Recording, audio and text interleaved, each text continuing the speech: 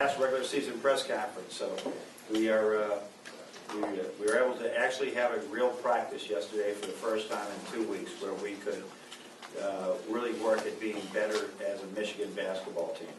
While we did a lot of things that Indiana also does, there was some crossover of what we have to do better, or continue to do well.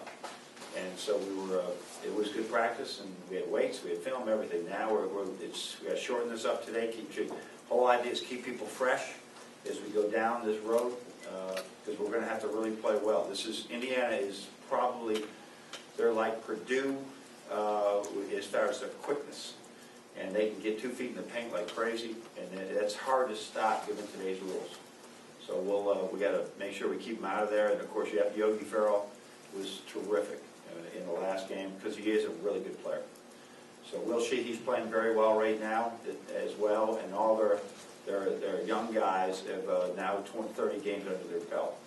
So I don't know Beilei's status right now, but if he's able to play, he's a tremendous basketball player as well. But either way, we got to come to play and play well. John, what's Jordan's status for the game? The good news is that he practiced yesterday, and he got a little slow, but I think that he's been in therapy the last couple of days. But he fell on his back. He got a pretty good bruise on his back, but he's a warrior. Nothing stopping him from being ready to play in his last game. Will you try to control minutes given the situation? No, unless he's complaining of pain, but not, pain would be the only thing that would keep him out of there, or that we see he's not moving well. We could see early, as soon as he went back in, that he wasn't moving very well, so that's when we pulled him out and let John play. Right. John, you talked about staying focused and not letting down your guard, or feeling like this game was as valuable as any other one. Does having Indiana as that opponent, with what happened last season, what happened earlier this season in their plays, does that play a big part in the guys staying focused too, because they have that history? Yeah, I believe that last year we were still playing for a championship in the last game, so this is new territory a little bit to already have clinched a regular season championship and have a pretty good odds of getting in the NCAA tournament, and now you're playing. At the same time, our people, we have Indiana, don't forget, we have Indiana players on our team. They beat us here last year on senior night, and they got us pretty good. I mean, I think they led from wire to wire at their place this year. So I think there's a strong sense of urgency for our guys right now that this is the way they'd like to finish the season, by beating a very good Indiana team. Okay. Since that 3-3 stretch, you guys have been playing pretty well.